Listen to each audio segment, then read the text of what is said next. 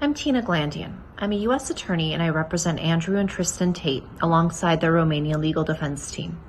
I wanted to respond to recent news accounts about a legal letter sent on behalf of the Tate brothers, which has wrongfully been interpreted by some people as an effort to intimidate witnesses in the criminal investigation pending in Romania. I'd like to provide some context for the letter that was sent. In April of last year, 2 women, including an American woman, made allegations that the Tate brothers were holding them against their will.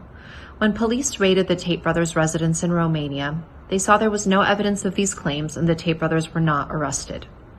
Through their attorneys, they immediately filed criminal complaints against the 2 women in Romania for deceiving the police.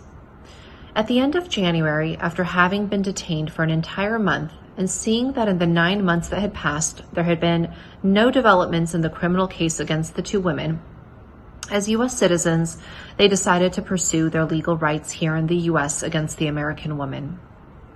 My firm had no involvement in sending the cease and desist letter, nor did the Romanian legal team representing the Tate brothers in the criminal investigation. The cease and desist letter was sent by civil attorneys in the U.S. because it pertains to a civil defamation case which will be filed here in the U.S. Every day that the Tate brothers are unlawfully detained, they are not only harmed on a personal level, but they also incur substantial monetary damages to the various businesses which they were running before their sudden arrest. So they have a duty under the law here to mitigate their damages, and their civil attorney believed a cease and desist letter was a necessary first step before ultimately filing the civil lawsuit. To be clear, the Tate brothers are not trying to intimidate anyone. They just want the truth to come out, and they are having their attorneys pursue all appropriate legal action to clear their names. We are grateful that the U.S. Embassy has now taken an interest in this case. I know that one of their highest priorities is to provide assistance to U.S. citizens detained abroad. Like they've done for countless other U.S. citizens and recently for Brittany Griner and Taylor Dudley, we are optimistic that with their assistance, we can finally get the Tate brothers home. In the face of their prolonged detention, we must remember that the Tate brothers are presumed innocent, and false allegations can cause irreparable harm.